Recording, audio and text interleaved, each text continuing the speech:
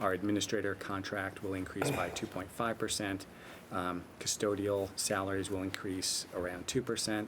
Our secretaries and paraprofessionals will see increases in their contract of 2.3%. And those total salary increases, as they typically are, will be offset by some staff turnover, which is annually around 3 or 4%. We haven't finalized the utility cost projection, but Chris Burney is feeling very optimistic, particularly with all of the solar energy savings we're seeing. So he was initially thinking that we might not see a utility increase at all, so we'll finalize that number going forward and come back to the board with it. We're anticipating a liability insurance cost increase of about 5%, and our medical cost insurance, we're anticipating a range of somewhere between 4% and 6% increase. We just got preliminary numbers from our broker, Brown & Brown. Contractually, our transportation costs will increase by 4%. Student enrollment, we continue to be in a decline, and we don't yet have final numbers, but we're anticipating that we'll see a decline of about 90 students plus or minus. And then similarly, we haven't locked in the cost of our employer contributions to pension and OPEB. We'll know that later in the month, so we'll come back to the board in December with final numbers there. So those are our goals and assumptions. Discussion? I was wondering, in the 8 years that we've been here, we've never talked really about the Board of Ed guidelines for class size. And just something that It's funny you mention it because it's on our agenda for the policy committee tomorrow morning. So at 7 a.m. you're welcome to come and join us. We discussed that briefly today at the ops meeting. Oh, that's so funny. Okay. Oh. I just think time to take a look at it. It's been a long time. Yeah, and I think with all of the changes we've made in the way we teach and what we teach and all of that, I don't know, it might be still right on target of what it should be, but it's worth looking at. It's worth looking at, yeah, absolutely, yeah. Anything else?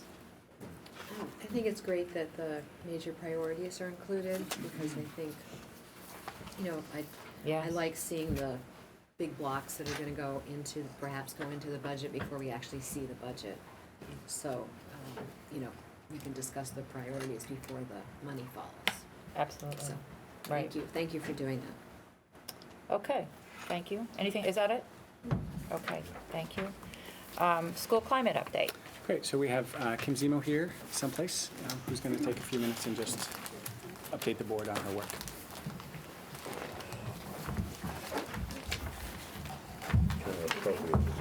It's always lonely in here.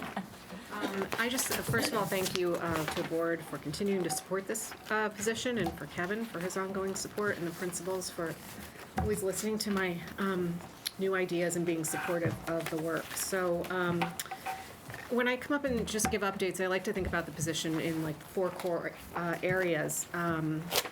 That was recommended from the 2012 position statement on preventing school violence. So really the areas of communication, connectedness, balance, and support. So I'll just talk about some of the things that are going on this year in those areas. To start out, the first area, communication and building relationships. We're continuing to run the series on how to talk so kids will listen. It's a parenting program, a 6-week skill-based program that the social workers run. We're in the process of completing our fall series. All of our classes were sold out, and we were able to add an evening program this year as well, which parents were asking for last year. So although this is our 3rd year and we thought maybe interest would wane by now, it's not. So we're really excited to be able to continue to offer that. And we're looking to use services to offer a follow-up once the parents complete the program. There's a connection that starts, and I think a community, and they want to continue kind of supporting one another, so they're going to hopefully pick that up for us. In the area of school climate and connectedness, our district climate committee reviewed our survey last year and really looked at other models, and we chose the Panorama to move to a different survey, which we'll be using this year in the spring. We're going to be surveying students in the district every other year, and then doing a smaller snapshot on the off years. But we're going to start with a pre-assessment at Cider Mill. 2 areas we're focusing on: belonging and relationships there, and then we'll be doing the full survey for all of the students in the spring. This measure gives us more options than we had in the past.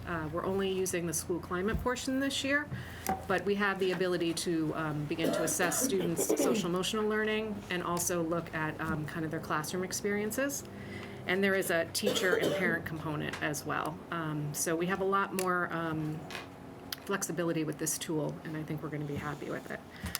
You've heard in the SIP plans some of the things going on across the district in terms of school climate, but again, the secondary is focusing on connectedness and that relationship between students and teachers. Also looking at anti-bias work. The middle school's focused on restorative practices, the use of circles. Cider Mill and Miller Driscoll were focusing on the parent engagement survey this year, and again, belonging and relationships. So that work is ongoing. In the third area, looking at a balanced approach, really not focusing just on student safety, but also the practices that support the social emotional needs of students. So in terms of safety, vaping is becoming such an issue for our young people, and the consequences are extreme. So at least that's what we're starting to see with some of the types of things that they're using. But we focused at the start of the year on educating the faculty at the middle school, which I think was really helpful because the devices are hard to spot. And there's the kids are always 10 steps ahead of us. We did a 9th grade program for students in October. We just recently trained our mental health team, and we'll be looking to continue to do that work throughout the district with our secondary kids. We know that kids with anxiety are more at risk for addiction using the vape devices, and we're also looking at not just disciplinary measures, but how do we help these kids into treatment, and what can we do to help students that may be addicted. Our teen talk counselor is getting trained in a 3-session curriculum that can help with this, so that can be an option when we know students are struggling. And then Kevin, you spoke about the forum coming up, which I think is great for our parent community as well.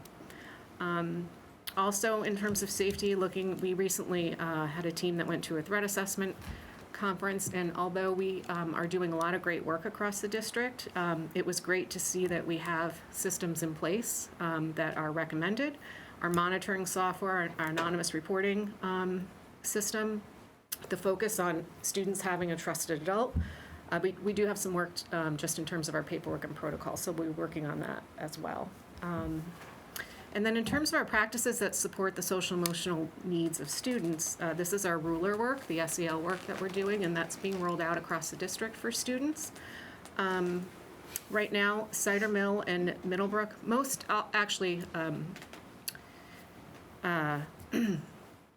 charters have been done on team at Middlebrook, and the elementary school have worked on their charters, and then they're in the process at the elementary schools of rolling out the mood meter.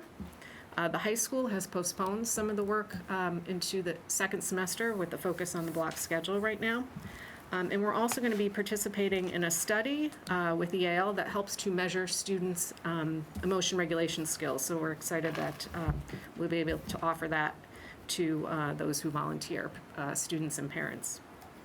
And then in terms of the last area, which is support and prevention, and looking at our mental health supports, we were able to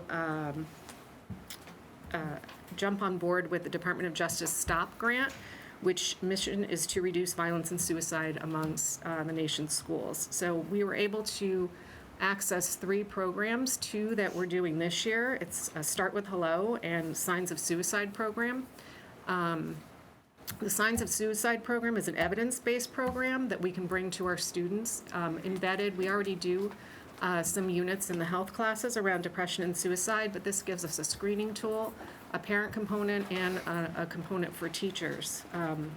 And we're excited to be able to begin to roll that out. And it'll be, because of the evidence-based piece, that's really important in terms of the programs that we're doing. See Something, Say Something is something that we will have access to next year, and again, that really empowers students to look for warning signs signals or threats, especially in social media, and then how to report that.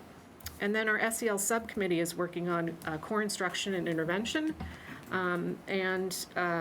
The intervention piece is looking at universal screenings, tiered interventions for behavioral supports, and again, looking at more evidence-based interventions for our students.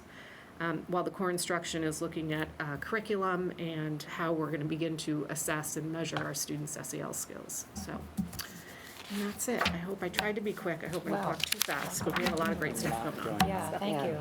Comments, questions? Yeah, you know, with the 800 balls that are in the air, Yep. that you seem to be able to keep in the air, is there anything else that we should be doing that we're not doing?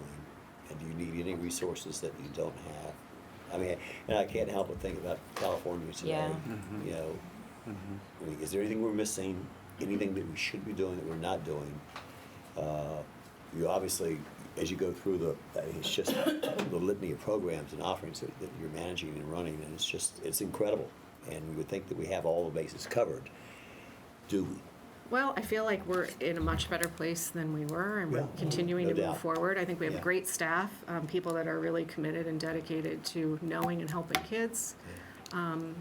That's such a hard question, and it's such a hard position to measure success, because you don't know what you're avoiding, and so I'd like to think we're doing everything we can, and Okay. we'll continue to.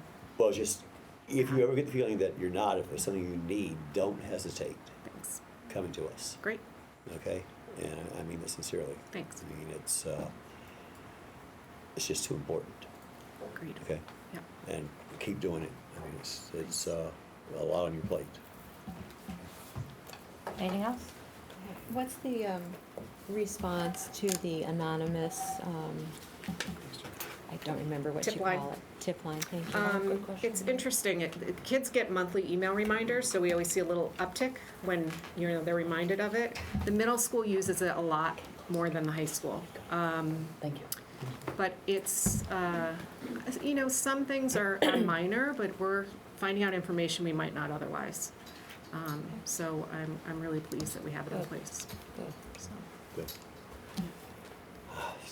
Okay, other questions? okay. Kim, Thank thank you you. very much. Thank you so Thanks much. so much. Kim. Thanks, Kim. Special education scorecard targets. I'm sorry, we have community steps next. Oh, I'm sorry. Yep, that's okay. I'm so sorry. Yes, of course, community steps in Genesis. I Be didn't, careful, somebody's gonna fire you. you know? While this team comes up, I just want to remind you, Genesis, or Community Steps is a program that was begun, this is its third year. Melissa Barrett, our new Assistant Director of Secondary Special Education, began the program. And I'll have the team introduce themselves. We have one of our new teachers here. She's a rock star, and she's out there doing the work. But this is a program that the community can be very proud of. They've made a tremendous amount of growth in 3 years for the students, for the families, and for the community at large. So I hope you're excited to hear what they have to say. And it's kind of full circle because 3 of you were here when we first presented this idea, and you were so supportive. So it's kind of nice that you get to see it while it's a little bit more on its way. So I'll let you introduce yourself. I'm Denise Sarnauskas, a special education teacher. She's at Community amazing. Steps. She didn't quit after the first month of transportation, so I was excited. And then Naomi Williams was also alongside from the beginning and has taken such a leadership role in the program. So I couldn't do it without you. Yeah. So we're in our third year. So where we really started, for folks who might not know, it is under IDA law that students with disabilities that have more of a complex profile are entitled to services until 21. And prior to Community Steps, it really was something that we didn't have an opportunity for students in district. So while there was a fiscal piece to that, more importantly, students didn't get to have a meaningful experience in their hometown, which is where they would come back post 21. So that was kind of what drove us to start thinking about what is now Community Steps. So we, like I said, wanted to keep students in our home community and build partnerships with local stakeholders. So when students aged out at 21, they could have connections, whether it be at a community college, whether it be a vocational experience, so that they could be meaningful members just as much as other people could be to them. And again, that was really our driving force, and to expand those transition services. Oh, that got a little funky. But where we are, I'll let our current team talk about, because they're doing such amazing work. So we're successfully in our third year of Community Steps, and the program provides independent living instruction, post-secondary instruction, and vocational preparation. And we have partnered with many places within the community, including YMCA, CVS, NCC, Chartwells, PAWS, most recently Ambler Farm, Staples, TJ Maxx, Buffalo Industrial, and these are just a few places that our students go on a daily basis to visit, to work, and have a great time, and they have great experiences, and hopefully they can hold on to those. As we said, there's many different parts to our program. We have a community service project element to our program, where we've been involved in collecting socks for soldiers, collecting items for the Wilton Food Pantry. We've also been involved in supporting and organising events in the Senior Centre, at the Comstock Community Centre where we're based. Many student accomplishments over the last few years. We have a student that just recently obtained his driver's license, and one that recently obtained his driver's permit. So we're helping support him now to get his license. We have students attending college, taking different courses. We have students who are developing food service skills, customer service skills, developing really meaningful friendships within Community Steps, and also outside of that now. We've been partnering with some other transition programs and meeting them within the community, and they're now developing some relationships with them too, and as always working on developing independence. Here are some pictures of some of our highlights. So our students work out at the YMCA on a daily basis. We have students who are working at Stepping Stones. We have, we've just very recently formed a partnership with Ambler Farm, so we have students who are involved in some community service projects there, which has been very, very successful, and we're looking forward to continuing that into the spring and then the following year. As always, working on independence. The picture on the left was taken. There's students that were involved in our summer program. As you can see, our students and staff are always smiling in them. Every picture, everyone's always smiling and just happy. It's a really wonderful program. Working on travel training. We have a student there on the right who is at NCC taking an art class. It was a very meaningful experience for her. And we're always involved in giving back to the community. So they're collecting socks for soldiers. Just some pictures of some of the events that we've done. And we have a few. Yeah, so we just have a few short videos. We captured some moments of students saying why Community Steps is valuable to them, and also some of our community partners shared the highlights of when they get to see our folks out and about. So Ian Monroe is our first student. We're not working. Okay, well, okay. He shares why he enjoys Community Steps. Getting to see his friends and travel training is a huge highlight for Ian. He's a student who will use public transportation in life. Jim Lewicki, who a lot of you are familiar with, has an office out of Comstock where we do some of our academics and kind of can be a home base for our fundraising activities. And we just cheer up his day. So he shares a lot about that. And we've actually connected him to some community resources through our work, so it really has become a partnership. And then another student who's new to us this year, Peter, we've really fostered a strong relationship with Norwalk Community College. So he's taking a full course load there and pursuing an associate's degree. And we've really partnered with some mentor programs there. So he does not have any adult support when he's on campus or in class. So he's using his peers. Through this work, we realized that there's a bit of a cliff when our students turn 21. And we wanted to change that. So we started a 501c called SWAG. So it's supporting work and growth for our students. It's in its second year. We're really in the fundraising part of it. But we've created some local community events to kind of get that word out there. And we're looking to partner with some businesses this year to train some of the folks there on how employing individuals with disabilities can improve their climate and some work production. And just our program going forward, kind of when we started, you'll see our students that we had out of district and who we were able to bring back and keep in district. And then this is our projection based on kind of some of the profiles we have right now. it's exciting.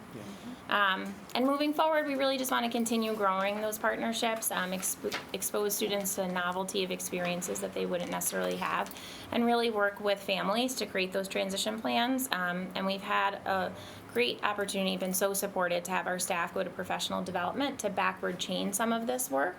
Because legislation has changed, that transition starts at 14. So we've really done a lot of workshops. We now have 6 teams in district trained on our maps and future planning, which really helps students navigate what the next steps are going to be, and continuing that work. And all this work would not be possible without our staff that we have. We have 4 job coaches that are very, very supportive and really do wonderful work with our students. So They're the glue. And one is here, if you want to just give a wave. Yes. This is Martin. Stand up. Stand up, Lori Martin.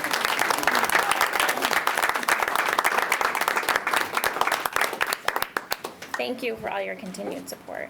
thank you. Well, thank you. Yeah, congratulations. It's so fun to sort of see it all. Yeah, How it it's is. all working Yeah, out. it is. Because like you said, it was on paper, it was an idea. Right, and it was, I before. promise, we're going to make these partnerships. Yeah. It's so wonderful. You know, with I guess the rumor. Yeah. With Prospector, would that be a fit for you guys? I think it would be great. I mean, I always toy a little bit with wanting to make sure we create organic experiences for Yeah. our students. So I think that can be a great path for some, but I think using what we have and finding organic fits for our students is always my first. But any partnership to give employment is meaningful. Right, but that's amazing. It's Yeah, wonderful. we have a great Anything? team. No, it's always been a question of mine when they Yeah. turn 21, the cliff. Yeah. So it's great to see that you're giving them help Yeah. beyond that. Yeah, Whatever that's the our goal. transition may be. Yeah. Because all of a sudden at 21, you all go away, and that's just Yeah. not Yeah. good. That's the importance of building the in-community Yeah. relationships. Right. Yeah. Because as these young people, 18 to 21, the doors are opening within all sorts of community businesses because they get so much support from the team Right. of community steps Yeah. that it opens the door to them thinking, I can hire and naturally support young people with disabilities, young adults with disabilities, so that they can become, tax-paying members of the community. Yeah. That's the goal. Pay those taxes. Get out and vote. Well done. Get out and vote.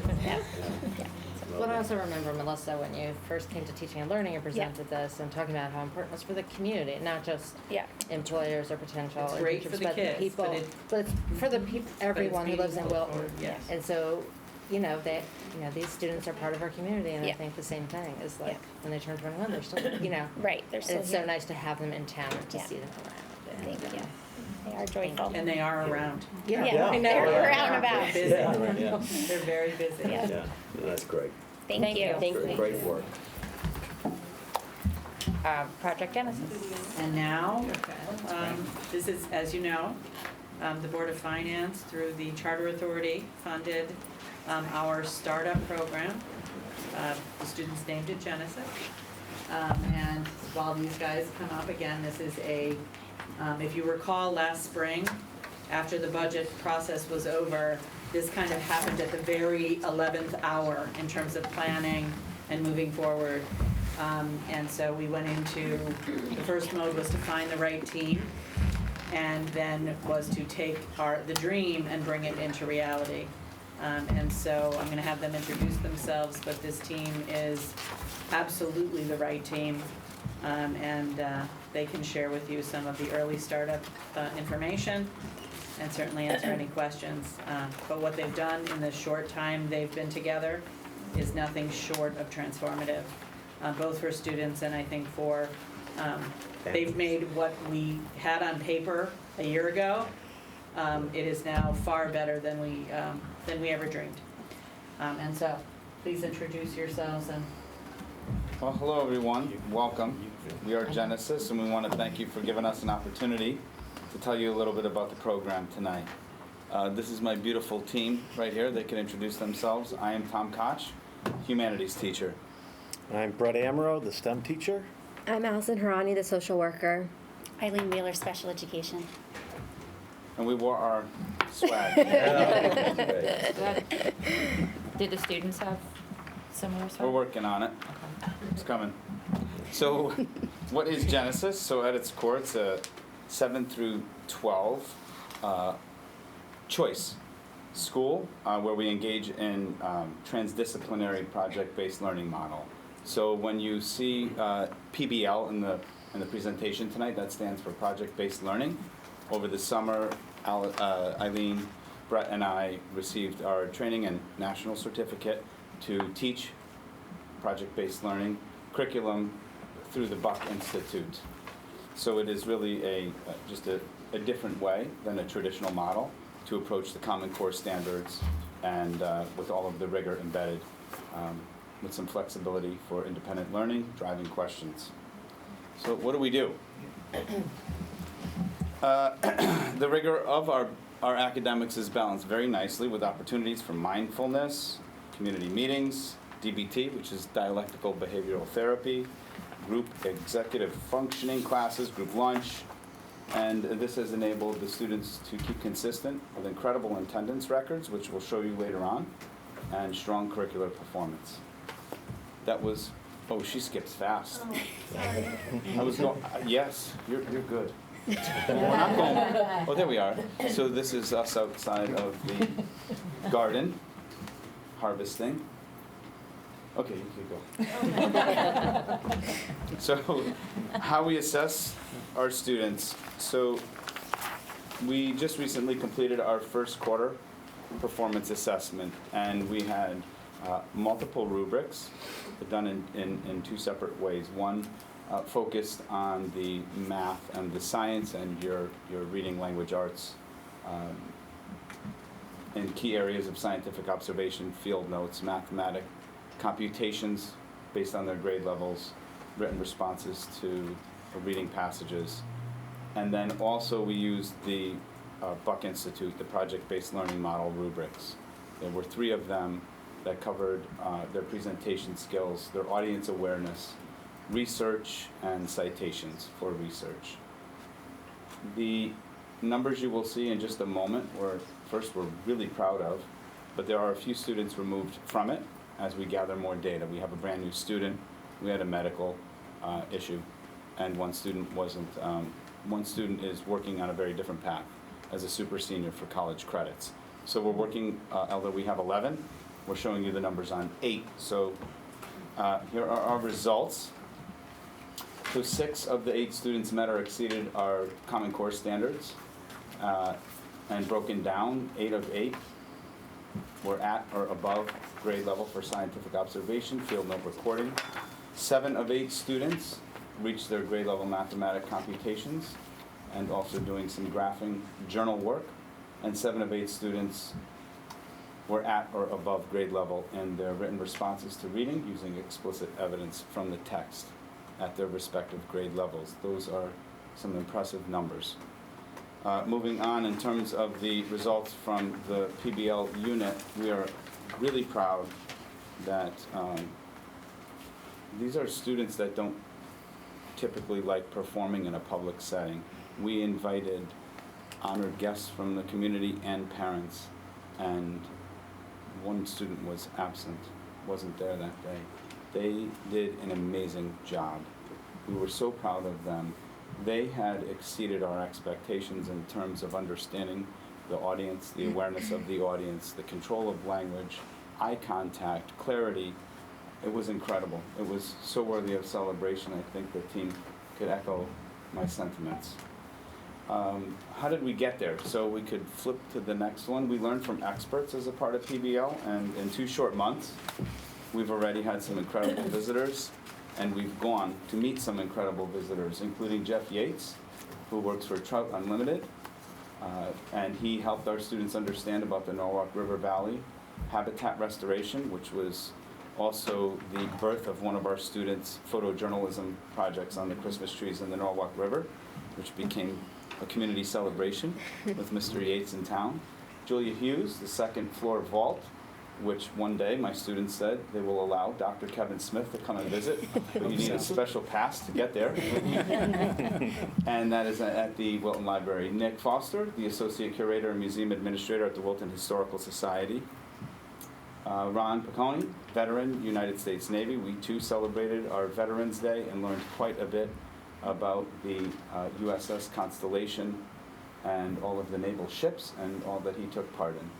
Kevin Zarnecki, our very own Wilton fire captain, he came and spoke with the students for a few hours. And Daryl Ifkovic is our professional yoga instructor, now up to 2 times a week. She comes on Tuesdays and Thursdays, and the students engage in the yoga with her instruction. And mind you, all of these experts that come, the students are building the questions and the agendas for their visits and their meetings, which is also pretty incredible considering most of the time you would think the teachers have to front load that information. But they're engaged in the work amongst themselves and leading that role. These are some other photos of the students learning together. There we are by the Norwalk River Valley in the cafe doing collaborative work, in the garden, building together in the great room. Some program highlights. We've written letters to the first select woman, Mrs. Lynn Vanderslice, for global climate awareness that was celebrated nationally, actually globally. Students submitted essays to Volunteer Square for Making a Difference contest. We presented our major photojournalism project to families and invited guests. Students have generated and facilitated all the current event seminars during academic block, and our community services includes trash cleanup and community garden harvesting. And this is our attendance record compared against last year at this time. And as you can see, I think the numbers speak for themselves. The children want to come. In fact, I will tell you that they get very upset when we have a day off of school. They ask if we will come in to school, and if we could, we would. And so I think there's a lot to celebrate here. I feel honored to be a part of this program, and I think it's a wonderful addition to the Wilton community. They are happy, they are smiling, they are learning, and they are doing some incredible work. And I wish they were here to tell you. I guarantee they would tell you the same, and if not more. Thank you. Questions, comments? Yeah. It strikes me listening to you that these are things that they would not have normally experienced had they been wherever they were before or before Genesis, which I think is remarkable. I mean, these are experiences that they're having, they're learning through, that would not be part of the normal routine had they not been Genesis. It may not have been accessible to Yeah, them yeah. because of what kept them from performing at the levels they're able to. Yeah. So I think what I've noticed most about the students is how open they are. How open they are to being vulnerable to learning, to taking those risks. Responding to what we're Responding, doing. they're really responding in even better than we expected, better than we even dreamed. That's just great. That's great. And we had a opening in July. We had a pizza lunch party with the kids. I call them the pioneers, the ones who dove in, not really knowing what was in the water. And it was a kind of a quiet lunch. A bunch of teenagers and their families came, and we kind of talked a little bit. But the difference between that group of students and the group of students I see now when I come in and out of Genesis is astonishing, really astonishing. And the work this team is doing, both academically with the kids, how busy they are, how invested they are in the learning, and then also how invested they are in each other, and how much they work with each other and support each other. We talked a lot about 7th through 12th grade. That's a wide age group. But the things we're seeing between and among the kids in support of each other's work, in support of each other's learning, they're giving each other great feedback on how to improve. The kids know what they're working on and how to get better. It's really an astonishing piece. What about parental feedback? I mean, this is obviously for us as a leap, and for parents, for them to be part of it initially is a big step. And the feedback from the parents that you're getting, are they happy? Are they pleased? Are they Very. Okay. Yeah. Yeah, we talk to the parents quite often. Okay. We greet them at the door when they're dropping off the kids and we're waving Right. goodbye at the end of the day. Yeah. But we do see them quite often, and it's always, thank you so much. We really appreciate this opportunity. They want to come to school every day. They're really, really happy. And That's they all great. showed up to the open house. Most Wow. all came to the open house, and they were just Okay, in. fantastic. Yeah. I said early on as we began this discussion that if we do it well, we're going to get overwhelmed with interest and with parents wanting their kids to be part of this program. And it seems like we're off to a really great start. We like had we- an open house last week, Yeah. and while all the parents of the students who are in Genesis came, there was quite an influx of community members who are interested and watching and learning, and we have more visits every week with parents who want to come visit and students who want to come visit. So I think the word is getting out to a certain Yeah. degree, and I think there's only growth to come. Well, kudos to all of you. Thank Thank you. you. Yeah. We spoke Thank you. quickly at the end of our TNL meeting last week, so can you tell the board some of the information shared with me about relationship with Trackside and how that's going? Also, I think you mentioned that one of the students might be returning to, the success of maybe returning to school, and your projection for how many kids we're gonna have in it in just a couple months' time now. I think, again, going back to last spring and the budget season and what we were talking about, and I think you'll recall, I said innumerable times that while we would always accept and welcome students back from outplacements, that we weren't going to force families to take the risk if their kids were in stable positions, and I still support that. That being said, there are a number of students who are in the outplaces whose families are coming to see the program. So it wouldn't surprise me if we don't have some students return. That also being said, while not every one of our pioneers might have been in an outplacement, just looking at those attendance numbers, when you can't get a child to come to school, it's hard to give them a free appropriate public education. And so often, the cost avoidance piece we talked about last spring, I think you'll remember those words. The thought, even if one or two of the students who are currently at Genesis, the cost avoidance of expensive outplacements, coupled with the learning they're doing, I think really does speak to the vision of a plan to increase the capacity within town, within the community, to do what needs to be done.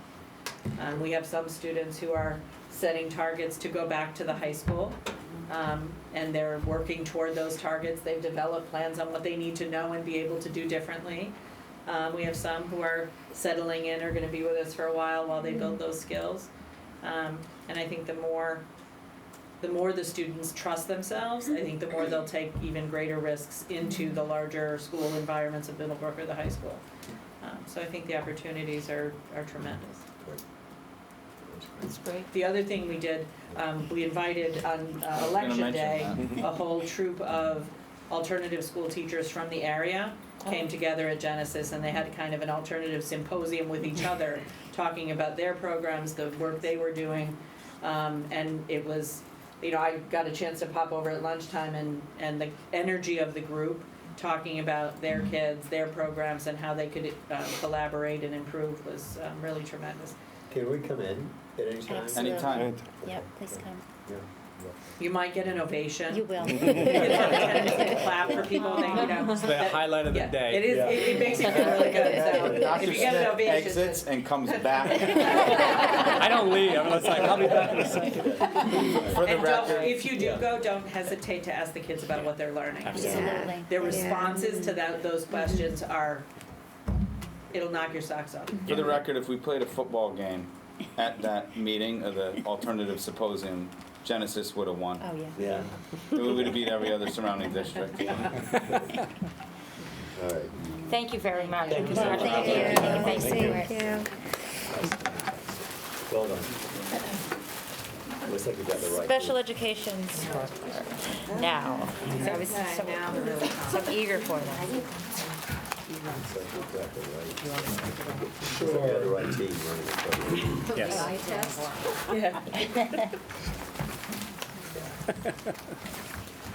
I apologize for the smallness of the font.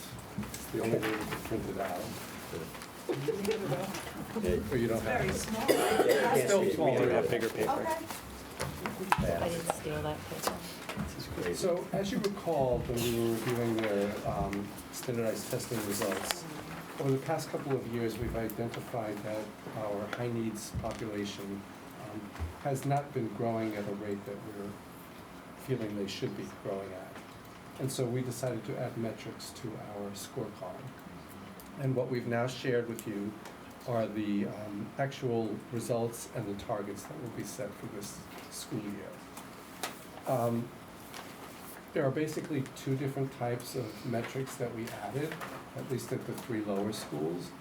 One has to do with the number of students who are actually achieving grade level standards, and the other is around their growth targets. So it's the percentages of students who are at grade level and the percentages of students who are meeting their growth targets. At Miller Driscoll, because they don't take the SBAC, we are doing that with the MAP assessment. At Cider Mill and Middlebrook, we are actually using growth targets around the SBAC.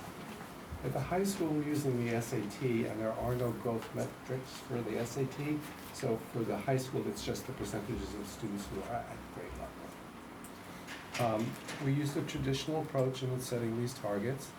We've looked at both within cohort and across cohort. You've heard me use those terms before. So you may notice when you're looking across cohort that some of the percentages look lower than they were last year, but that's because we looked at how the cohort was the year before. And I know that Matthew met with each of the teams and they spent a lot of time analyzing the data and making some important decisions.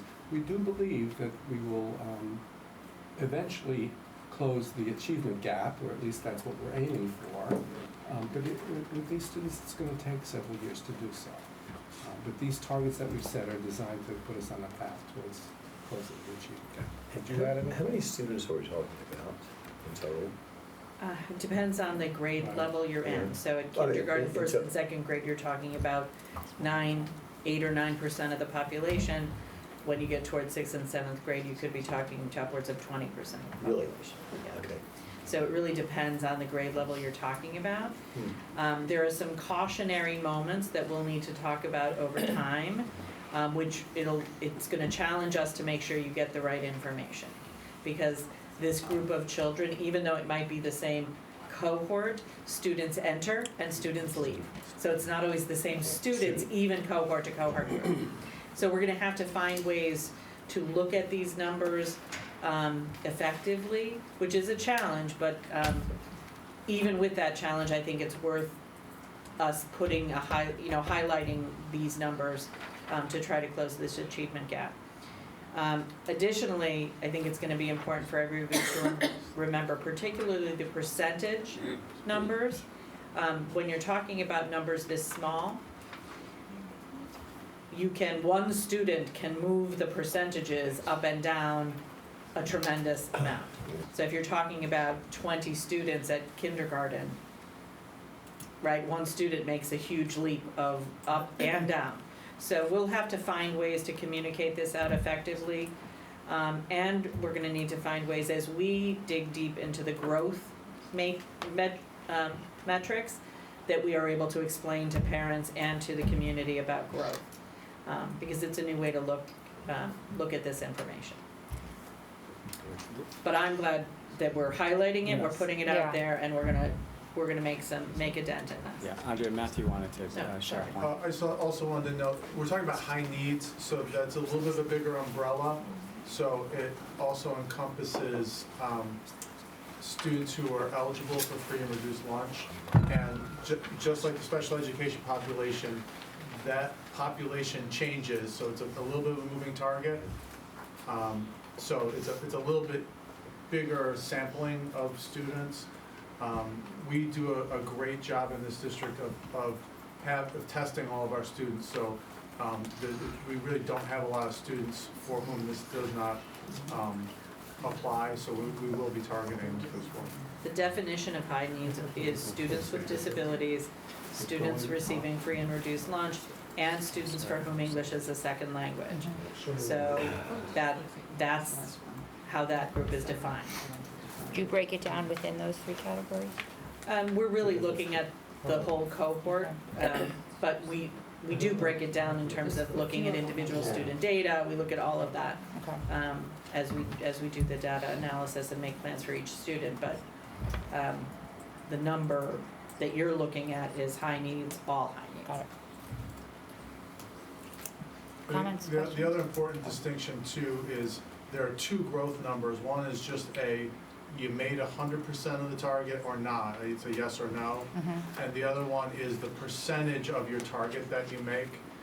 The accountability standards for the state are based on the percentage of your target that you make. They don't want to penalize you for a student whose goal was to make 53 points of growth and they made 52. So they really target your accountability based on the percentage of your growth target met.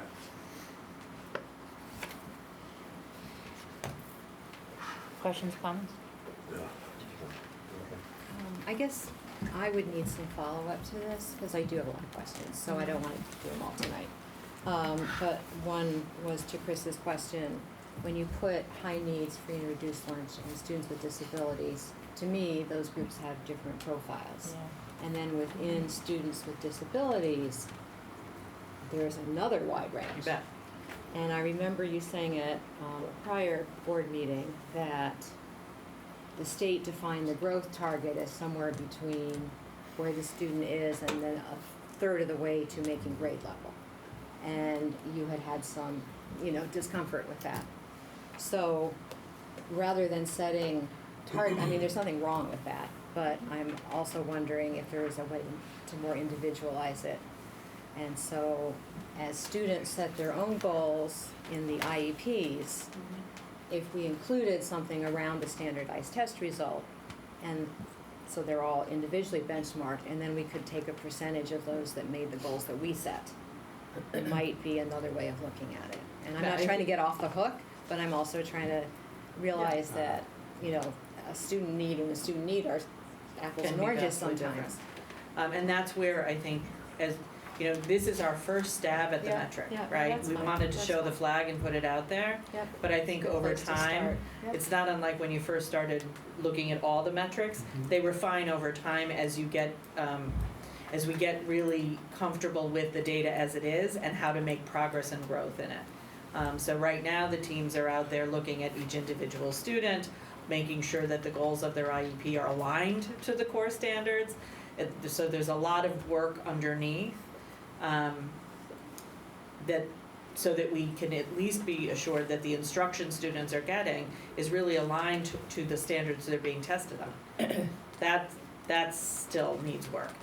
So there's a lot of refinement that'll happen over the years, but we wanted to at least get in the pool, show the flag, and start to make some adjustments. Yeah, and I think this is great that we're doing this, and I think it's also important to continue to remind people, as you so often tell us, there are many reasons behind the achievement gap. And as we go forward, that we're setting goals, to just sort of keep that foremost on everyone's minds. It's not just a simple solution. Right. Yes. And I was trying to say, I think we could be doing better than we think we are if we set the goals individually for kids, and then we step back and say, Good okay, point. out of all these goals, how many of our kids got the goals that they set? And that's a slightly different percentage that would actually show That's right. more realistic version of growth. That's all I was, anyway, so I'm sure there'll be lots of follow-up, so There thank will. you for planting the flag, Yeah. as you said. Thank you. Okay, the financial report. The financial report right now, we're on trend with budget.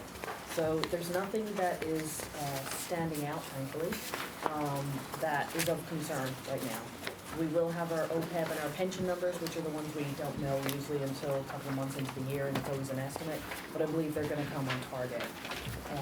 Our insurance is holding steady to last year, so it's where we are. We're hoping to get that some of those numbers to come down. The places where we are gonna start looking once January will roll around are what's open still.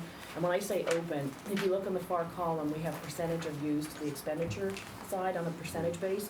You'll see some of those that are, say, 100% already. That's because we haven't spent 100%, but what it is, we encumber our expenditures at the beginning of the year. So not all of our expenditures, but contracts, anything that we know is something we are going to spend for the year, leases, contracts, utilities, things like that, we encumber it and hold up that money. So we say that's off the table right now because that's what we expect to pay. So some of those look like they're already spent to date, and they're not, we've just encumbered it. Then we look at all the other remaining areas. So the areas that we will start January, February are going to be, we're gonna meet with Andrea and her staff to just go through SPED, see how we are with that, are we where we think we're going to be, are we going to be okay for the end of the year? And then it's going to be looking at substitutes, the level of substitutes for each of the schools. We have to see, we're gonna look to see at that point last year, where were we? Are we on target, and how do we end the year? Because then we'll get ahead of it in around that February mark to say, do we need to pull back if we're spending too much in different areas? But right now, things are just looking on trend right now, and we're in a good shape. That's great. Any questions, comments? Yeah. No? Thank you, Ann. Moving on to policies. Policy 1360, student awards and scholarships. Great, so there's a body of policies that the committee has been reviewing that are older than 10 years. And so this is one of those, and we did a couple of things with this policy. The policy and in the existing, the policy and the regulation were combined together. So the first thing the committee is proposing is to separate out the policy language. So what you had in your packet was both a policy and a regulation. The policy is new language. The language that's in what we're defining as the regulation is the previously existing language with the committee's proposed modifications. Substantively, what we did with this was delete any reference to loans or to the Wilton Financial Aid Committee Incorporated, which is not affiliated with the Wilton Public Schools. As I was going through this, I also noticed there were some caps and things that got by me, so. Wilton Style Guide. That's right, so we're on it, Chris. I did make some corrections before I came into the meeting tonight If I online. leave anything, this board Yes, so, consistent. but I know you're going to be available going forward. Nothing else better, is it? Yeah. Like, just cross out. Quick proofread. Yeah, so, in terms of the spirit of the policy, we obviously, I think it should go without saying, we support the creation of student awards and scholarships. There is a mechanism for new awards to come to the board if necessary, so that remains in place. The loans will be like up here. There are no loans, we're just, yeah, we're not, Eliminating them. yeah, that's right, so that's the old policy, correct. And that's it for 1360. Any comments, questions? Okay. Policy 6172.4, Title I parent involvement. Right, so similar, this is another policy that hasn't been looked at in more than a decade. At this point, for this read, we didn't propose any change in language, but this is a policy that actually needs to be looked at a little more carefully. There are some provisions in there that I'm not sure actually comply with the law as it exists today. So, for example, there's a provision that suggests we need to annually meet with all Title I parents. It's only if we have a certain number of tenants. Yeah, so we don't hit the threshold. Yeah, and the threshold isn't demarcated in the policy.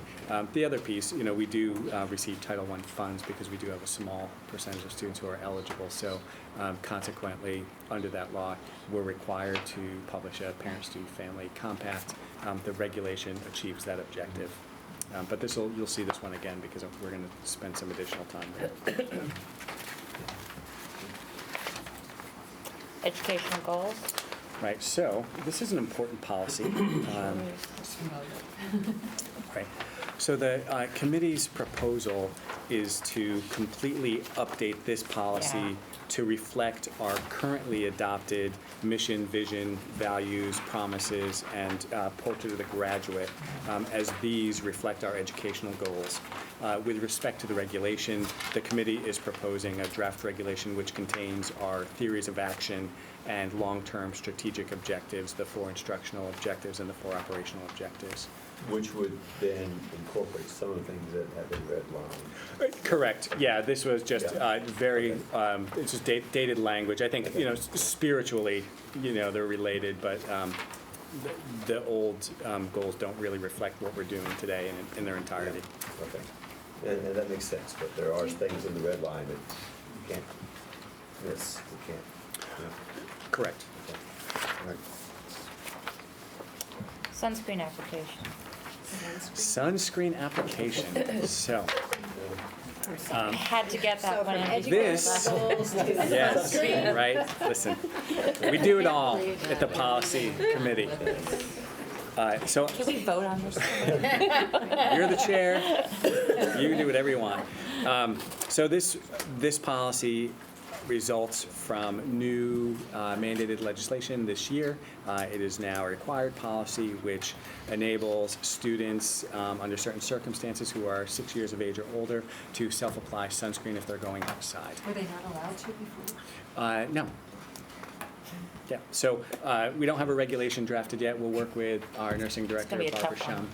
Yeah, very controversial. Yes. Well, it has been. I mean, that's. Really? Yeah. Just say how strong it needs to be. What SPF? Maybe consider having Chuck lead a committee to. It has been, sadly. So there's a very straightforward. I don't anticipate a lot of issues with that one. I see Ruth is here, or she was here. So, She's still there. you'll have to take that one on, Ruth. Moving on to action items. New course proposals. We're delighted to have 6 proposals on tonight. These are on under action items. Normally, we would have them under review and discuss, but because they've all been vetted by the Teaching and Learning Committee, we decided to just possibly skip that step and move them to a vote tonight. So is there a motion to approve policy, what am I talking about here? Do you want, it's the new Oh, course I proposal. see. Why don't we Presenting why don't we take them in order? So we'll have each new course proposal come forward. Let me just pull my Yeah. packet here. And then I would ask you to just approve them in turn. Yeah, so Right. why don't we, so we're going to do one at a time? Yeah, we'll do them one at a time. So why don't we start with UConn Advanced Spanish. Well, we start with the 3 world languages. then Okay. Great. All right, thanks, Chuck. studies, But I'd like to approve them one at a time. Yes. Okay. And I just want to say that I think you're going to find all of these are pretty straightforward courses. That was another factor in deciding to Yeah, put they're them all on as kind of action. advanced level or, renaming it, that sort of thing, so. So, They all seemingly named. So they've all come through your. They've all come through teaching and was presented in depth. Right, okay, got The it. TNL. Good, good. so before we start the discussion, is there a motion to approve UConn Advanced Spanish conversation? So moved. Second? I'll second. Yeah. Okay, now we're going to have a discussion. Right. Great. Very good. So we'll do the world language ones first. We're going to be very, very crisp in our presentations, and then an opportunity for Q&A. First thing we'll do is we'll do introductions, starting with Laura Cantor. I'm Lauren Cantor. I'm a Spanish teacher at the high school. Gladys Ramos, Spanish also. Christine Higgins. I teach German at the high school. And Gladys is going to speak briefly to our Spanish composition course. A little background, we started a program that allowed students to reach the AP class during their junior year. And that then resulted in us creating the AP Lit class. That started in the year 15-16. But not every junior was interested in the AP Lit class. So we had a large group of students who max out at the junior year after the AP language class.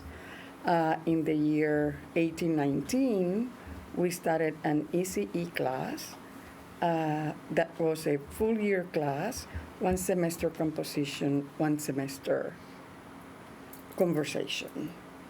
But our top students take the lead class, and this class then didn't have enough interest for this year.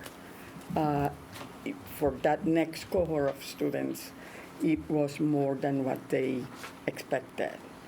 And so we couldn't have a section this year, and there were about 30 kids who did not continue taking the language for last year. UConn has the option of, instead of having the 2 classes, 3 credits and 3 credits for a total of 6, they could take only 1 for a full year for 3 credits. So the interest is on the conversation part more than the composition part, and that is what we are proposing. This year we have a total of about 100 kids taking AP language. Maybe around 40 are juniors. So that will allow more kids to continue taking the language the last year. So this really fills a need for that group. We had 2 sections of the ECE last year. Did you? Yeah. We had this, okay. Yeah. Yeah. Yeah, well, we absolutely have to Yeah. keep our seniors engaged in Spanish, so, yes. And, I think this is all a very positive thing. I mean, this is, we approved this more than a year ago. We went ahead and did it, and we monitor it, and we learn from it, and now we make the necessary changes, and I think it's terrific change. Sure. Well, I think this it just follows our direction to tie in with UConn wherever we can Yep. to get, which makes all the sense in the world to do it. I mean, I think parents are appreciative of that opportunity. Take advantage of it. It's way to go. It's it's super. Okay. All in favor? Aye. Any opposed? Thank Based you. on Mr. Hemmerly's segue, we'll have Christy present the UConn ECE German course. Just before you jump in, Chris, you want to make a motion to Yeah, approve is there a the motion to approve the UConn, is this, German for honors? Yep. The first one was Yep, Spanish. German for honors, building language, so this is the all course right, title. motion to approve German for honors UConn ECE, building language skills through culture and studies in 20th and 21st century German literature and short stories. So moved. You can't say that on Twitter. It's like, oh, what course are you going to next? Oh, I'm on my way to German for honors UConn. Is there a second? Let's have discussion. Okay. So I'm here to propose the ECE concurrent with German for Honors UConn course for next year. It would be a great opportunity for the students who are highly motivated to continue their studies, and since they're in the for honors is the highest level we offer since they begin as freshmen or even later, but if they go through the whole sequence, then they'll make it to the for honors or for class, and it's a great opportunity for our highly motivated students to earn those 6 credits. And the way the curriculum is currently built, it lends itself perfectly to the way that UConn structures their 2 courses, the 3233 and the 3255 class. The first semester would be focused on culture, and students could earn 3 credits, and it aligns perfectly to our Denkmal curriculum, which the book that we're currently using has the thematic units that UConn also uses. And the second half of the year would be focused around culture, which also indirectly aligns with, the literature would align with the thematic units from the first semester as well. So it's got a nice broad scope and sequence, and it gives them a great opportunity to align with our district vision of a more interdependent global community for our students. And I think it's a really great chance for them also, since NEASC had recommended at one point to also align with vocations and, going out into real world application. UConn here in state has such a great German and engineering program, the EuroBiz, which is German and business, and they have internships for students. So whether or not they decide to go to UConn or not, they're getting 6 credits, they're getting some practical application, and if they pursue business, and if they go into engineering at UConn, which is a great in-state school here in Connecticut, they're at an advantage because they've already, taken some coursework that's toward their major. So, Sure. Yeah, absolutely. Yeah. It just exposes them. It's like pushing in German, but they're getting exposed also, so different. Absolutely. There's a $250 fee. Who pays that? So actually, I just checked. It's $150 per 3 credits. So it's $150 for the first semester and Right. $150 for the second semester. Okay. So it would come from the students who would want Students. to take it. Yeah. Okay, so we would It's a bargain for It's a 6 bargain. credits. Yeah, for 6 Oh, credits. no. College credits. Yeah. What's the Yukon tuition? And it's not required to take the class that you, does that make sense? You can Right. take Yeah. a German class, you Not don't take have the test. to. If you don't pay the fee, you're not gonna get credits, so. Exactly, Right, that's what okay. I'm Right, saying, yeah. so it's not that Okay, we're not. I just wanted to Yeah. find out, make sure who's paying for that. That's, You are. Can I ask a question? If 6 credits was too much for the Spanish, is it going to be too much for the German in 1 year? I mean, I am trying to kind of structure the course in a way this year. This is my first year teaching German 4 here at Wilton since Frau Rocher has left. And previously having taught AP and 4 honors, I've kind of built the curriculum. I planned it out last summer when I did this proposal. And I wanted to see if it was possible for the students to fit everything in that I'm proposing. So I'm kind of running a trial this year with the current curriculum that's in place, but I'm trying to build in the things that I'm proposing in this curriculum. And so far we're on pace. So, we have about 45 students in the current 3 plus. I would say 45 plus students in the current 3 class. There are 2 full sections at max capacity. So if they continue on to level 4, I would anticipate a nice even split for those students who are very highly motivated and want to do the 4 honors ECE class, and for those who are perhaps less motivated and want to just continue with their cultural studies. So that would be. My understanding also was that the Spanish composition was very rigorous, and it was more than what the students had thought they would be. And that's really why the Spanish course seemed overwhelming for the students. and if it doesn't work, we can always come back as we bring down Spanish.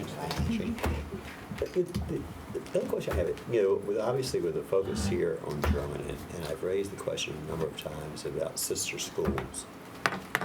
And we don't seem to be moving anywhere in that internationally, sister schools. Is there an opportunity to have a sister school in Germany? Yes, we actually have one. So Yes. this year we had 23.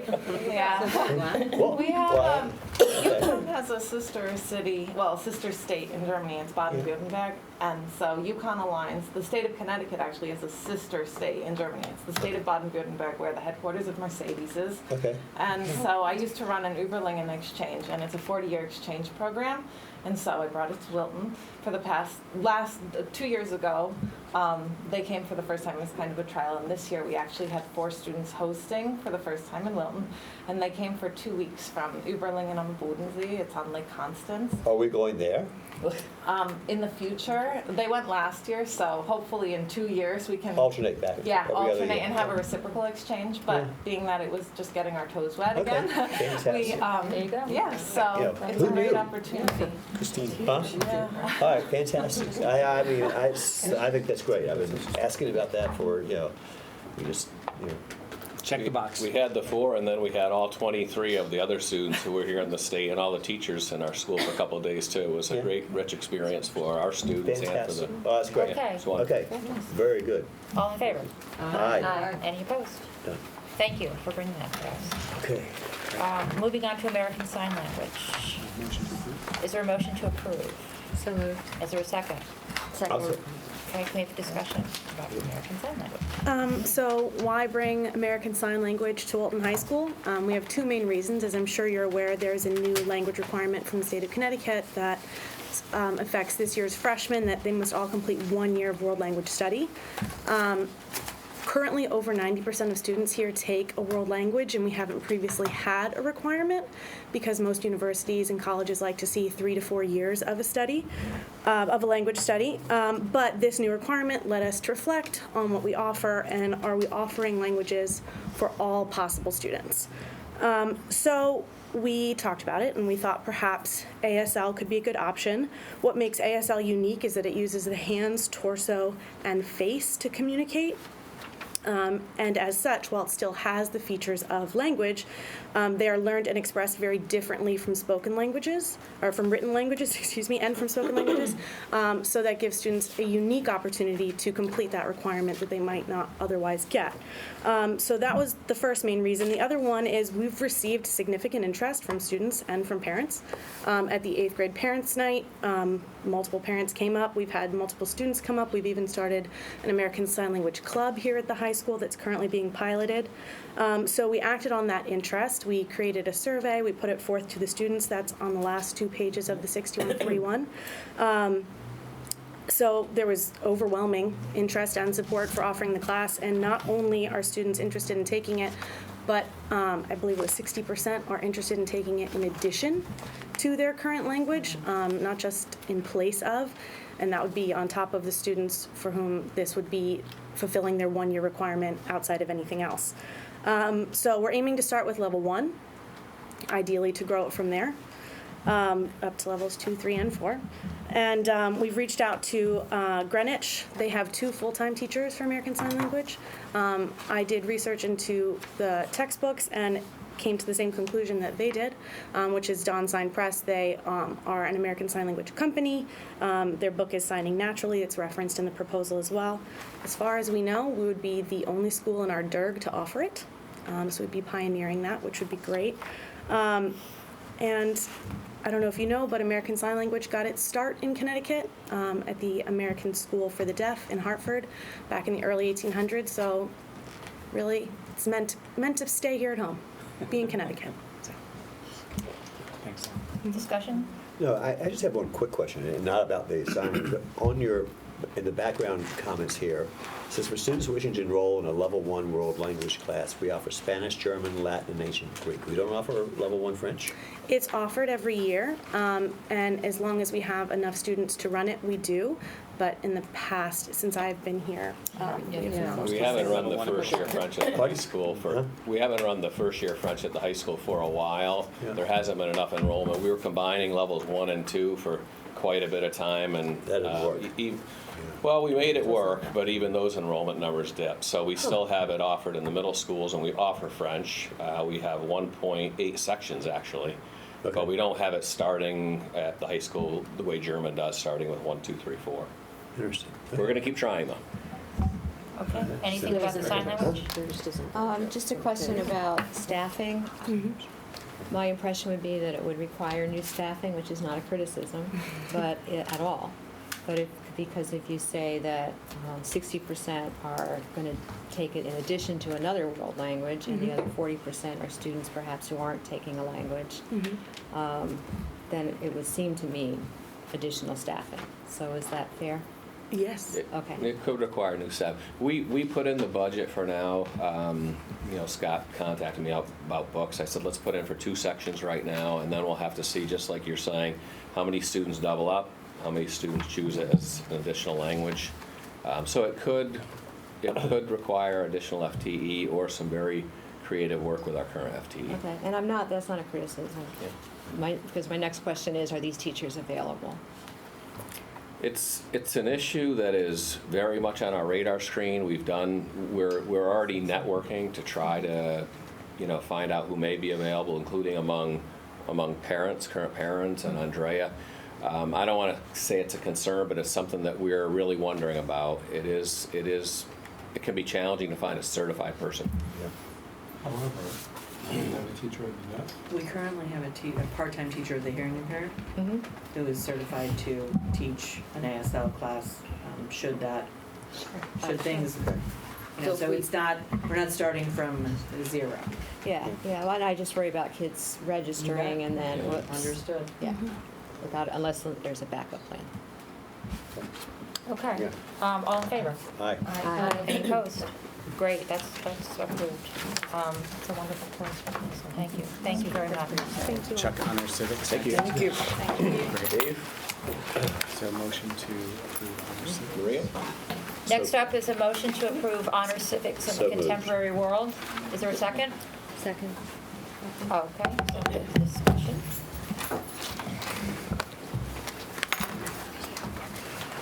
They'll go first and then you go, Okay, you'll be that's ready.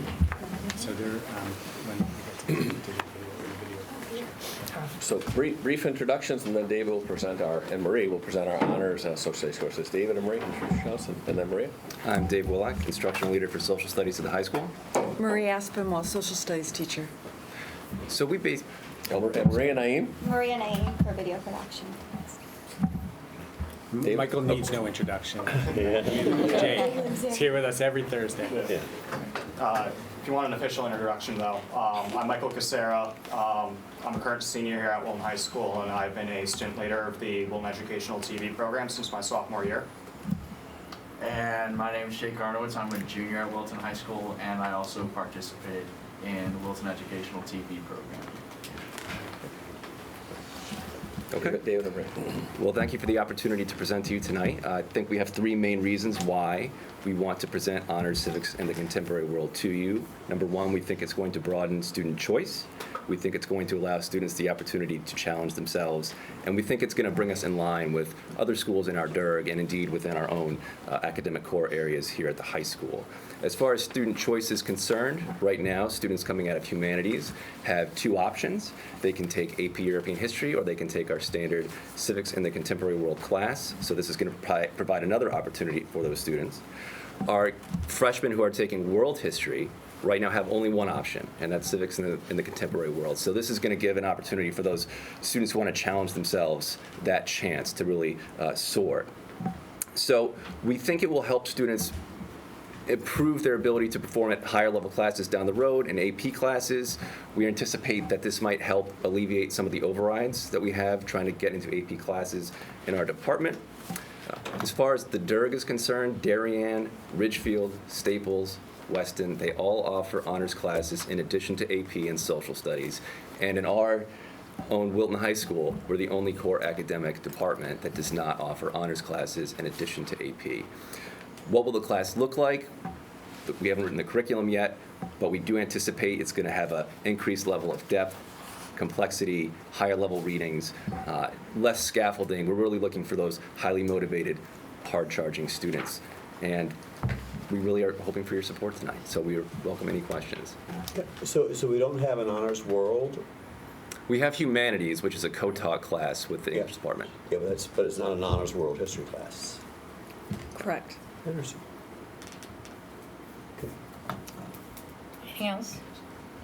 All in favor? Aye. So what do you think the interest level will be, like? Well, it's interesting. We're not quite sure, but we are kind of thinking it might parallel Honors Selected World in the English department, which right now has two sections. Okay. So that's what we're thinking. But who knows? Yeah. Sure. Yeah, I think it's a great idea. Anything with civics in it has my vote. I know, I knew that. Look at that. When they vote. All in favor? Aye. Any opposed? Thank you for bringing that to us. It's a great project. Advanced media production. Motion? Motion to approve advanced media production. Okay. Second. Second. So I'll second it. Okay. Sure. All right. Discussion, please. Okay, so we're here to talk about advanced media production. Currently, we have Video 1 and Video 2 courses, which students do take, but once they're done with Video 2, they have nowhere to go. And our students, like Michael and Jake, who are two examples you've seen run board meetings, they're currently living in the studio downstairs, but there's no class offered for them. Are there any beds down there? There's a couch. Sometimes they hear me screaming about spiders, but that's it.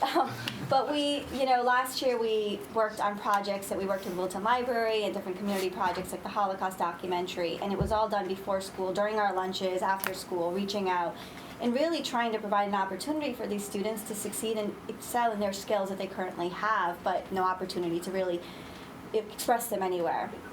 So we've been networking with other people in the community, having these students have internship opportunities, but really they need a place and to continue to grow these skills. So we're hoping with advanced media production, the students will also be able to gain those skills, get an Adobe certification, and be prepared to reach out to community members and work with the community as well as our school to produce authentic material. Our students won PSA awards last year. We brought $4,000 into the school that we were able to buy new equipment and really work and expand in it. Compared to the DERG, we are one of the only districts that has 2 classes, where the other ones had 8, not to, brag, but we're really trying to grow and compete with them, and it would be an opportunity that our students really can't miss out. We have students right now who are in video, are really just showing up to video 2, who are not even enrolled in the class and are just coming on their frees and sitting there, and they're like, can we come and work? And I'm like, it's a free, go home. They're like, no, we want to work. I'm like, okay, stay. And a group of them that come every day, and they're more than welcome, and my doors are always open. They're there just because they don't have another class that they can take, and they really enjoy it. And Michael wanted to just speak briefly on the need, because he didn't get to, and he's a senior, and he's really helped training our future generation. So a lot of what this program would entail would be more widespread project-based curriculum, rather than having each student or each student group work on some project and then submit that somewhere for grading. Instead, it would be a whole class collaborative effort to do something that the whole school and community would see as a whole. Previously, there's not been a clean method to do this. So a lot of that has fallen on me and other individual students. So last year, for example, during the Holocaust documentary, I was frequently pulled out of class in order to be able to come in and film that, which left me with a lot of homework to make up, a lot of quizzes that I'd had to reschedule, and other similar events like that, which would not have to be dealt with if there's a core curriculum which set dates and times that the whole class can meet and be able to work on this project. And then similarly this year, I'm doing something very similar with the A Better Chance program here in Wilton, to try to produce a video with them to show what the impact that being able to attend that program has on the student for being able to participate here in the Wilton community. And so a lot of what to reiterate basically, the program would be able to eliminate a lot of the hassle that I've had to deal with when trying to perform these tasks. And it would also allow a lot of students who are not in the Wilton Educational TV program or even the Morning Warrior news show program, who are interested in broadcast as a future career, to be able to participate in a more advanced media production. I wanted, Michael could teach the class. Yes, he can.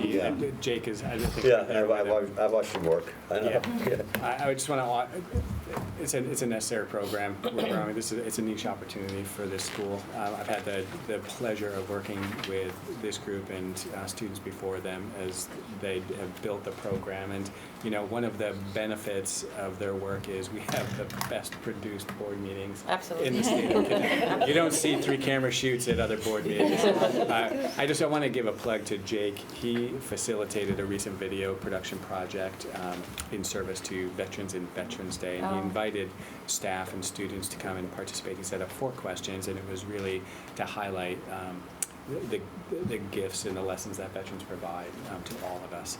And they were able to show it this past Tuesday during the Veterans Day ceremony, and it just brought the house down. And it was a really powerful testament, both from a production standpoint, but also the content was just really rich and vivid. So I want to thank you for that.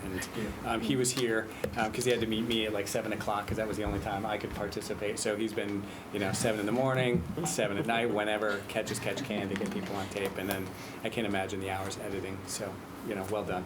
Thank you. Yeah, congratulations. Yeah, I'm concerned about the comment you made about how we compare with other schools in our DERG in terms of our offerings in this area. Yeah, so Fran is not here, but she reached out to a couple of her friends in the area, and some of the courses they offered, they had like 8 courses that were being offered. But they broke it down, so it wasn't just media production, it was sound production, editing. Oh, wow. So they broke it down because they've been in place for so many years that they're able to offer those opportunities. So we're behind the 8 ball then. We are, but our talent is not, so. No, well, that's obvious, but okay. So, Okay. All in favor? Aye.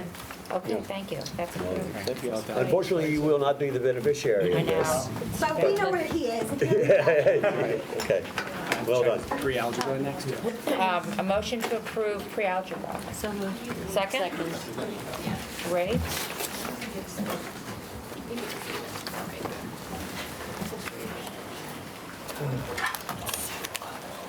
That's why we're saving money on the utilities. Is that why the utilities bill is flat? You're not gonna eat during the winter? Set the temperature at 62. Let's do introductions. Start right up. Thanks, Sam. Alrighty, so I am Kate Spadero. I'm a special ed teacher here at Wilton High School. Trudy Denton, curriculum coordinator. Melissa Barrett, Assistant Director of Support Services. Thank you. And Kate's new to us. Yes, she's So also welcome. certified in math.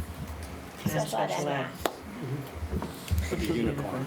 The unicorn. Alrighty, so we are here to present the Wilton High School pre-algebra course. This course is going to be a Common Core aligned math course that would be in replace of our general math course that's currently in place. The major differences between the two courses is right now general math is not aligned to the Common Core. And it also differs from our Pre-Algebra 8 course because it will backfill some of the skills needed prior to Pre-Algebra 8 as well, and it also will allow the students to complete the course within 1 to 2 years based on their progression within the domains that we've set out. This course is designed to really meet the needs of some of our underserved students here in Wilton and really give them a pathway to reach Algebra 1. So some of the main objectives of the course is to continue the study of the prerequisite skills necessary for Algebra 1. We're really looking to increase our student engagement with math, especially in this population. And to kind of provide a different way of learning, more of a workshop structure. So there will be a lot of group work and collaboration, a lot of individualized instruction, some hands-on tasks of learning. And it'll also kind of provide them with the opportunity for some foundational knowledge for some post-secondary opportunities and to really make the connection between math and the real world. So in terms of our resources, we're kind of going to self-curate some of the resources, and we're going to use some Common Core aligned resources that are online. So we're going to really look at Achieve the Core, illustrative math, and inside mathematics. And just kind of, I just wanted to reiterate the major impact we're going to have that I said previously, that we're really trying to create a pathway for these students to reach Algebra 1, which right now, I think we can do a little better at this, and this will really allow us to get those students the opportunity for that Algebra 1 experience, which they need for some post-secondary opportunities.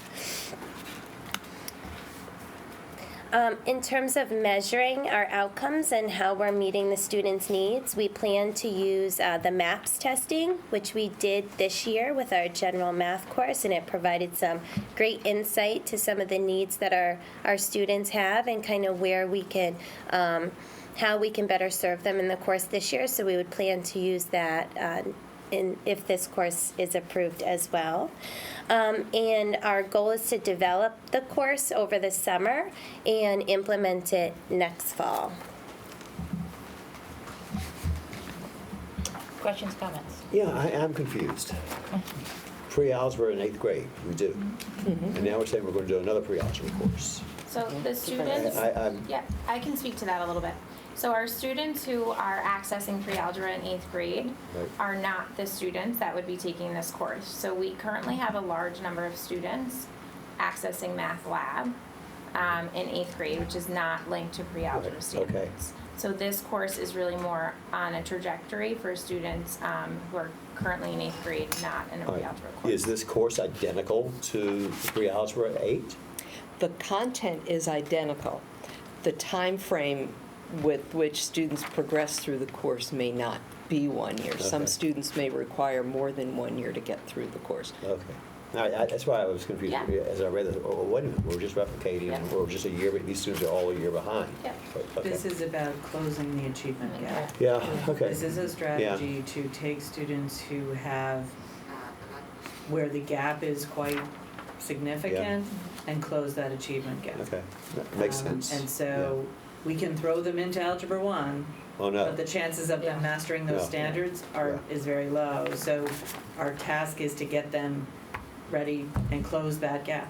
Our current pre-algebra 8 is Common Core line. Yes, it is. Okay, all right, okay. Yeah, I think this is And we very discussed helpful. it at T&L, and I think it's still worth some consideration about the name of the course. So that, to avoid the confusion, Yeah. that this Right. is not the pre-algebra that you get at Middlebrook in 8th grade, and Yeah, it serves a so I, different as I purpose, read so- this, I was really confused by that. I mean, I well, think wait a that's just minute, something you should still talk about. Yeah, no, a I think little that's more. something we definitely, Yeah. yeah. Because it Right. definitely, Address. the students who would be taking this are aware and would be counseled about the appropriate math class, so Right. Yeah. if there was Right. confusion about it. Okay, all right. And it's by recommendation to this class as well. I just wanted to point that out. So do you know how many students you anticipate enrolling? About? I mean, I think we could look at some of our 8th grade numbers, and I think there's some freshmen right now that we would look at putting into the course that are currently in general math. So it's looking like we'd have one section for next year. But in general, math goes away. Correct. So, and it's more than renaming, as you said in the It's, resume. it's, It it's really is. transforming the content, course. yeah. The goal really here is to give students the opportunity To get to algebra. experience both grade level and ultimately Algebra 1. Yeah. No, I think it's great. You Yeah. need to get rid of general math, which is Yeah, not aligned to substantive standards. right. We talked about one of the issues with why we have the achievement gap and is misalignment. This is cleaning up an area of significant misalignment in the math progression. Okay. Yeah. Yeah, it makes sense. Okay, And you're I'll- just gonna, I'm sorry, you're just gonna individualize whether kids take 1 year, 3 semesters, 4 semesters, or is it 1 year, 2 years? I would say it's either 1 year or 2 years. So we have some major domains that we're going to look at, like for example, the number system or expressions and equations. So it's how quickly those students are able to master the skills necessary to go into an Algebra 1 course. So for some students, they may finish only 2 domains in 1 year, but some may finish 4. So it really, within the classroom, is going to be highly individualized based on where they are in the progression, because we don't want to hold anyone back that's mastering the standards. But if someone's not ready to move on, we really need to still provide those interventions because they need all the skills. Okay. In addition, the other feature of the course is it's being structured so that skills, previously learned skills, are going to be embedded.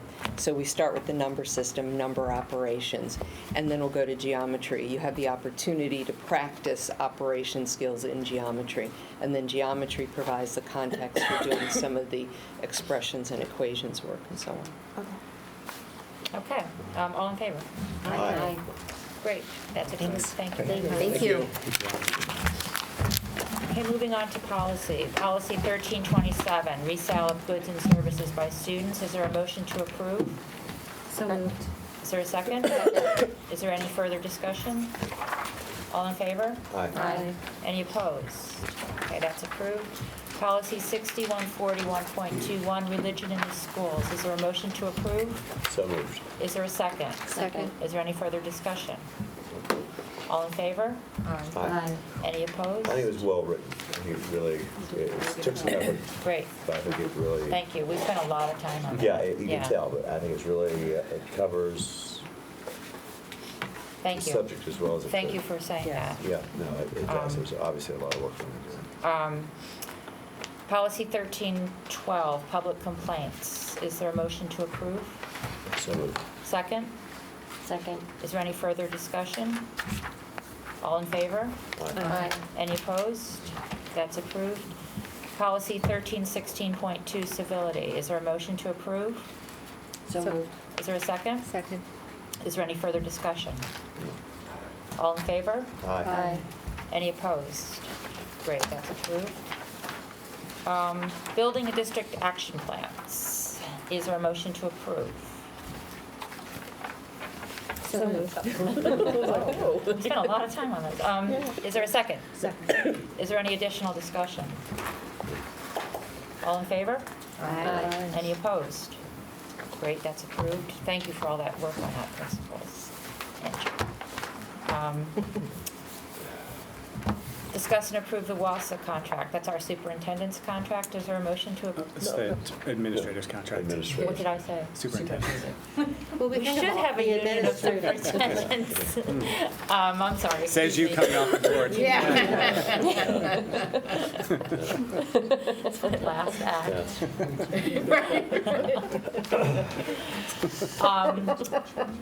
Is there a motion to approve the WASA contract, which is our administrator's contract?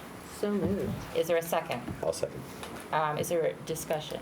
Yeah, I'll just, we discussed both these contracts at our last meeting in executive session. I'll just top line the highlights for you. So the WASA administrator's contract is a 4-year contract.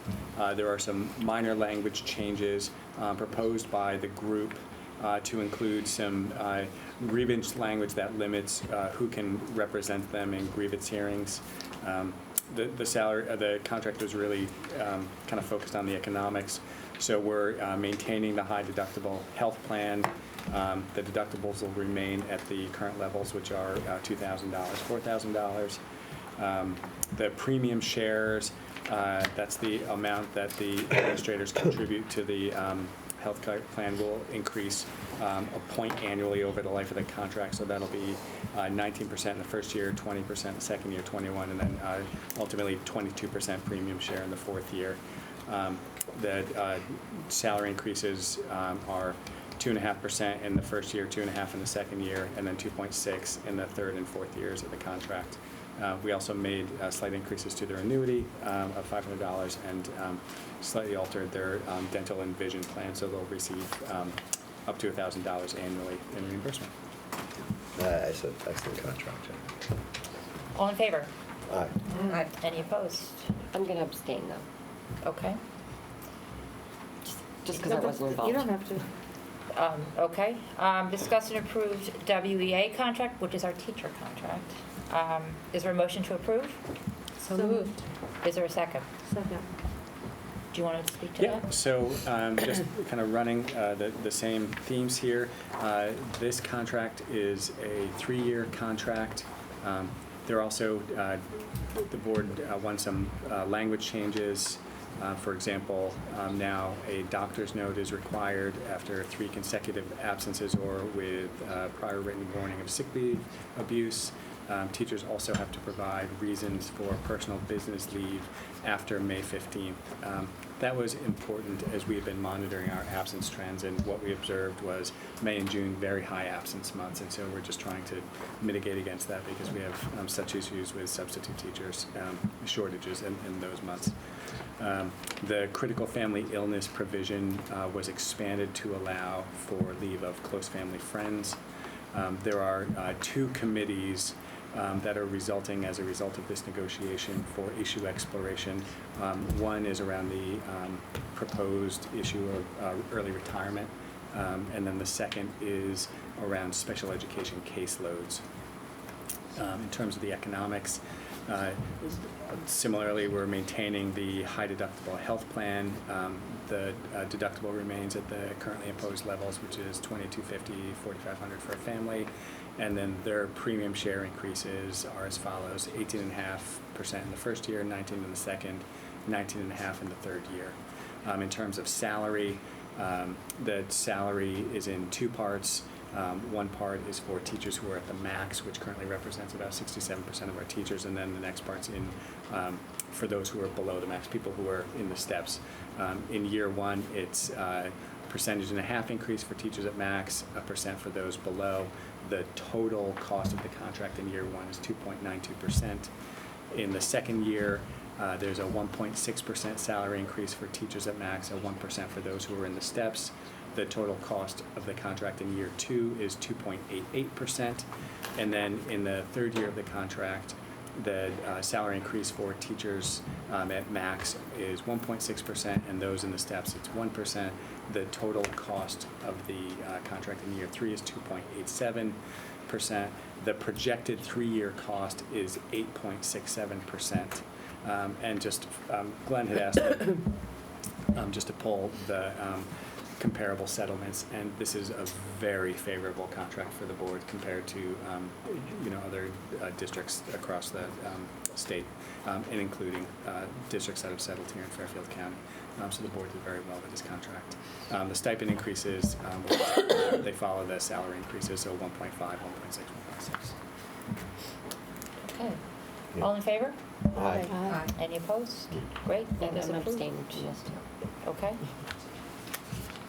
Discuss and approve Wilton High School graduation dates. How about that? Is there a motion to approve? Can I give you the date? Well, I thought So how are we we'd do the setting the date? motion, it's because of the new law. Oh, okay. Is there a motion to approve? We don't even know what it is. May I propose a motion, Chris? Yes. Yes. That's okay. Excellent. So this is, we set this up symbolically as the last act. I know, and I'm messing it up. No. We'll Kevin, just start it again. Kevin, what is the proposed Wilton High School graduation date? I'm so glad you asked. And how is it that we're able to decide in November? Well, the state legislature, in their infinite wisdom, changed the law that allowed boards of education to set graduation dates at any point in the year that they so desire, as long as students are in session for 180 days. And so it used to be 185, and that's why we always waited, because of the snow days. So I would ask the board for a motion to approve Saturday, January 13th. June. Jeez. No, let me try again, it's late. So I would ask the board for a motion to approve Saturday, June 13th, 2020, as the date of graduation. Is there a motion? So moved. Second. Second. Any discussion? Hope we make it. And so it doesn't matter how many snow days? We're good to go, thank you. Okay. All right. Awesome. All in favor? Aye. All right. Graduation is June 13th. Okay. I don't have to do that. Would anyone from the Say? After all I said about you. Moving on. Would anyone from the public like to come forward and offer a comment?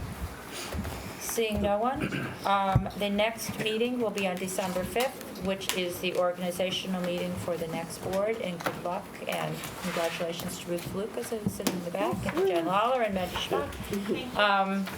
The meeting is adjourned. Okay.